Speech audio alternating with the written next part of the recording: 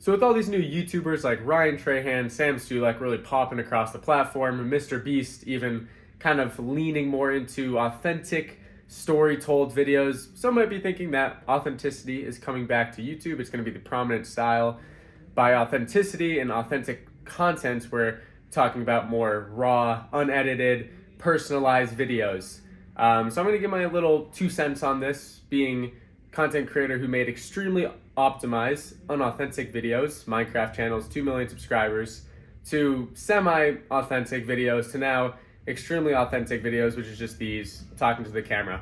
So I have this right here, which is probably my main point, and this is what made me want to make this video, because it's just so interesting to me how YouTube works like this. So we'll actually start here. So I have this channel, Sip Over, 2 million subscribers. I like making these Minecraft videos, but of course, the demographic is much younger. It's like 12-year-olds, probably the average age of the average Sip Over viewer.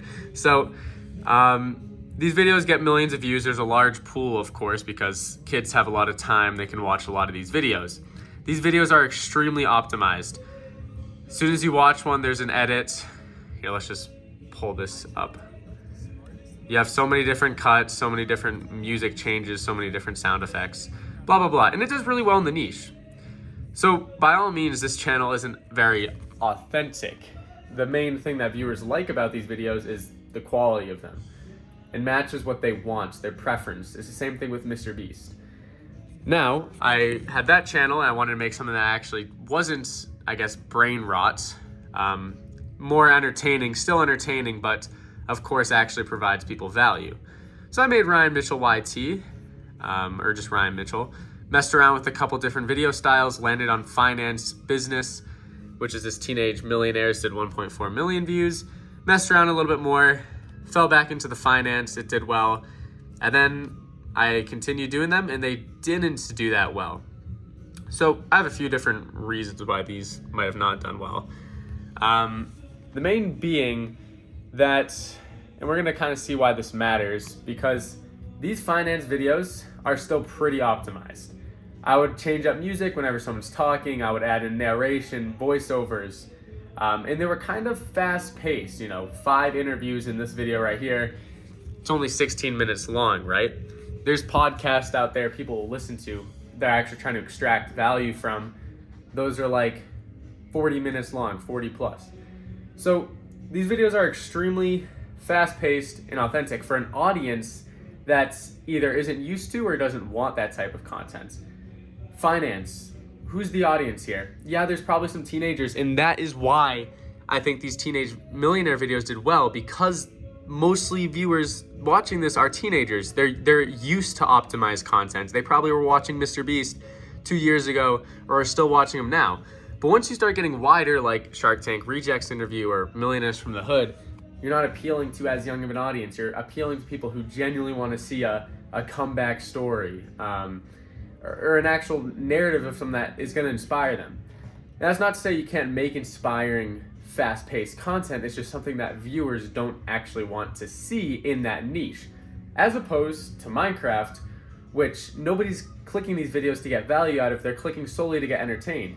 So of course, when they see all these fast-paced cuts and everything, the kids are used to that. They're watching Mr. Beast, they're watching Sip Over, right? Now there's exceptions, but that's generally the meta. And the YouTube is so wide, I'm just saying that raw authentic videos don't do as well, even in Minecraft. Even Tommy Innit, who's probably one of the most personalized Minecraft YouTubers, he still has a lot of cuts in his videos. Look at the most personalized finance YouTubers now, or self-improvement YouTubers like Iman Gods or Hamza or any of these guys. They're literally just talking to a camera, trying to give advice, trying to give value. They're not going out and doing all these sets and everything and all that unnecessary stuff. So where this comes in now, which is kind of where I got this, I guess, revelation. This is really just ties into any business, not even YouTube, knowing the audience, knowing what exists. So what I was trying to do here was I was trying to make a new audience, an audience that didn't exist, which is finance entrepreneur content, but I wanted to make it very narrative driven, quality edits, all this stuff, which it can be done, and I've seen this work here. But these videos aren't sustainable. the view cap for finance is, I mean, it's, it's pretty high, but it's not like 30 million compared to what we have over here. You can make a ton of money off of it. Absolutely. The RPM is pretty high. That's not really what you should be doing for anyways. But it's just they cost so much money. Like this Hood Millionaire is $5,000 to make probably.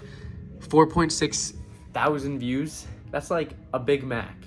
I'm not making that money back. So it's not sustainable. Even though I think it came out really good and I thought it was going to do well, but finance viewers just don't want this clickbait looking thumbnail and the fast paced editing and all that, because it's just not that audience. So what's interesting is I initially made Ryan Mitchell, that channel I was just showing with these finance videos, I initially wanted it to be a climbing channel. I'm in Nepal right now, actually, about to climb Everest.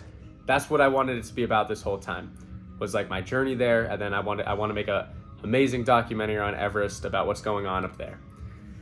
So that's why I initially made this channel. I fell into finance because it was what worked, like once or twice. So I decided, okay, these videos aren't doing well. They're not sustainable. I'm burning through money right now. And honestly, I don't care for finance. I'm not some sort of guru. I do YouTube and I'm like athletic. That's it. So I don't really like telling people how to make money. I just share what I'm doing, and hopefully some people can take inspiration from it, even if it's like 20 people. And that's what I was thinking. That's what the whole goal of the channel was, to just have that like 20 people that find value out of it. It shouldn't be about views. It shouldn't be about finding that next viral concept. Because I was thinking, when people are following people's journeys, like let's say David Goggins, for example, he didn't try to blow up. He didn't try to go viral. He inspired people and gave so much value to people just by being him. So it's like, damn. And even Sam Sulek, and I'll show you an example of this in a second. I just find it like fascinating how YouTube niches work. So I decided I got to change things up. This channel's clearly not working. I have the climbing content. I'm not going to post a documentary on this channel when it's climbing, and everyone subscribe for finance. So I created Ryan Mitchell 2, and it has 315 subscribers. I literally just started posting not every few days. Start off with like a body transformation, just kind of the content. Unedited videos. Why spend 150K to climb a rock? Why you should just give up? It is literally me walking around just like I am now on one of my hikes. I said, you know what? Because this whole thing was going on in my head. I was thinking, I was like, you know what? I'm just going to make some authentic video of me talking for 10 minutes. I don't care if it gets views. I'm just going to post it. I didn't expect this to go viral. And by all means, 900 views isn't viral. But it's more than I would have ever guessed that this would get. So hopefully someone got value out of it. But it's like, I literally made it in 10 minutes. I posted it. And it's only 1,000 views behind this video. I thought that would be a multi-million viewed video. And I've been doing YouTube for a long time now. Like full time for 4 years. Almost. So like when I see a good video, I know it's a good video. And I thought that was definitely going to be it. But then the niche, I didn't read the niche right. Same thing with this. I was telling everybody, Hood Millionaires, it's going to bang. I love this video. I still like it, honestly. But it just is not, taken in well by the audience, the finance audience, I guess. So I could try switching up the thumbnail, maybe make a more authentic thumbnail. But then again, like this did 250K, so it's, I don't know. But so I tried these extremely authentic videos. I literally set up my gear for Everest in my dining room. I didn't make a script or anything. And like people are telling me this in the comments. They're like, this was such a it wasn't very valuable. I'm not gonna lie, I could have done better with that video. Because I didn't care. I literally just threw stuff there and I said, okay, this is all the stuff I'm bringing. I didn't research. I should have looked into everything I had a little bit more and actually memorized the prices at least a little bit. But I didn't expect it to get views. How does it get 2.2 thousand views? That's not viral, right? But for randomly just deciding to make mountaineering videos and then it finds an audience is first of all really cool, because I love watching videos find audiences. I think it's like a little science, little lab going on. But I literally use the preview window. It's me in my dining room going around. I'm in my shorts, just picking this stuff out. 2.2 thousand views. More than this, and probably more of an impact this video made because it's 32 minutes long, uncut. So what's kind of the takeaway here? Why are these videos doing good for what it is compared to what these are, where I was getting 1.4 million views on some videos, now these are completely flopped, versus this channel, which is clearly doing pretty well for itself, I would say. Well, the reason is because both of these finance entrepreneurship and then climbing content and, I guess, athletic self-improvement based content. It's an older audience. There does not exist a mountaineering audience that wants like Mr. Beast styled, super hype videos. It doesn't exist. So why am I going to try to make that exist? Same thing with finance. That's why, I mean, like, you have people like Bia Heza who posted some pretty fast-paced videos, but they never really, people are looking at me through this window. Like, now it probably looks like I'm recording them or something. But anyways, please stop looking at me. They're like looking in my direction. Stop. Stop. I'm not filming you. Anyways, so I'm not cutting this. I don't have anything to cut this with. Anyways, where was I? So there does not exist I'm a Mr. Beast finance YouTuber, all right? It just doesn't exist. It wouldn't work because the audience doesn't want that. They come here to get value. Same thing with climbing. It's an older audience. They want uncut, they want raw stuff. Self-improvement, same thing. On the other side, Minecraft, it doesn't matter. I mean, it's probably better to do optimized content because viewers actually want to see hype, entertaining videos. So that's kind of the difference. This is fully authentic. This is like semi-authentic because it's a little bit more, it does have inspiring stuff. This is mega optimized, so it's kind of like a jack of, I'm just a jack of all three trades, guys, just kidding. But I don't know, I just find that so interesting how niches work in YouTube and kind of reading the audience. The less takeaways if you're trying to make your own even business, but YouTube channel is really look at the audience that exists. Look at people who are making content that you want to make and then see what those viewers like. Don't go and copy whoever you're trying to make videos like, but realize if there's a market for something, there's a market for something. If there isn't, you likely cannot just create one. An example I brought up earlier was Sam Sulek versus a YouTuber called Jesse James West. So Sam Sulek is an extremely popular, they're both bodybuilders, but they make extremely different content. And I find this pretty fascinating. Bro, any YouTube nerds in the comments right now? Let's lock in. But anyways, Jesse James West. So what do we got here? Okay, so this guy's posting Spring Cut Day 12. 30-minute videos, literally just him flexing. Like, he's got 3 sandwiches on a plate.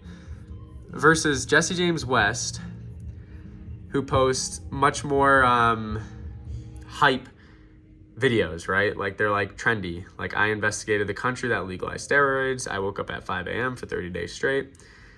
2 completely different sides of content. And the good thing is about the gym niche and bodybuilding is it's very vast. So people will like both. You don't have that much flexibility on something like finance or self-improvement, I feel like. Well, first of all, if we're going to look at monthly views, Sam Sulek is going to kill Jesse. I'd assume, I could look at the stats right now, but Sam's posting daily 200K. Jesse posts weekly. You know what? They're probably pretty even, but what I wanted to really make a point here was also who has more of an impact on their audience. So this is something that I tied into my channel actually too, and this is another thing why I switched over.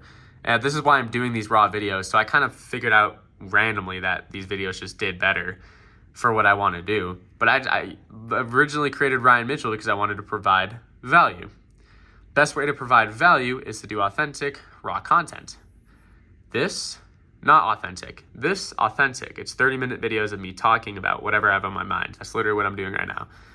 Sam Sulek, same thing. Whatever he has on his mind, he's just lifting every single day. People show up, watch. Jesse has much more out there content. Like, I think he did a video with like an OnlyFans model or something. It was like, bruh, yeah, like, what is that? So, can I even say the OF word? I hope so.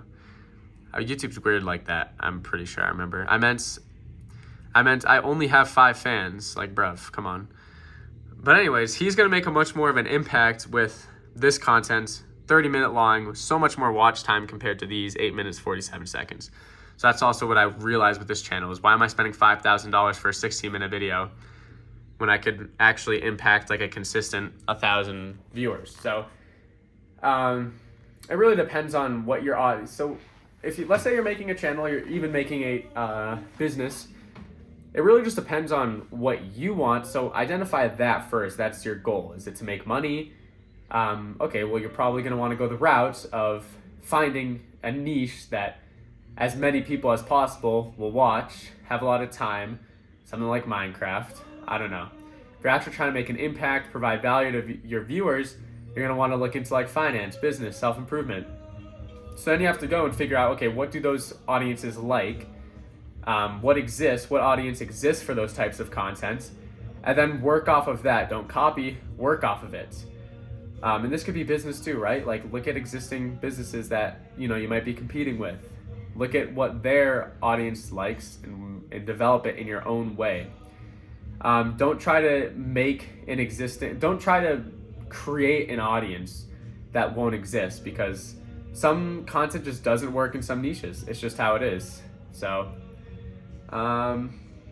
that's kind of it. That's just something I found pretty interesting. I just wanted to rant about this so bad, because I think about this all the time. It's like why do these videos perform good? Why do these not? And I don't even care about the performance on these channels, because I'm going to make my money on sip over. That's how I can make a living and afford to, climb or whatever. I just did this for the hell of it. This channel, this trying to summon Everest at 19. Like I literally just made this. I was like, screw it, I'm gonna just do these daily videos. If they get 50 views every video, well, at least 50 people are like constantly showing up, hopefully getting some value out of these videos. And it's turning into something that's pretty cool. So definitely find this more fulfilling. These videos were fun to make, I'm not gonna lie. But spending $5,000 on a video, 4.6 thousand views, I'm paying $1 for a view right there. So it's not really that enjoyable or sustainable. So with all that being said, to answer the question, is authenticity coming back to YouTube? Well, it depends where you are in YouTube. YouTube's huge. There's so many different niches, right? There's so much audience. So obviously some audiences are going to prefer some content over others. Mr. Beast obviously is going to have a younger audience who wants the optimized, faster paced content. But someone like Sam Sulek or a self-improvement YouTuber is going to have an audience that wants the raw, authentic videos. So no, I don't think it's coming back. It's not like it's going to overtake or become some sort of meta, right? Mr. Beast isn't going to start making talking headshot videos.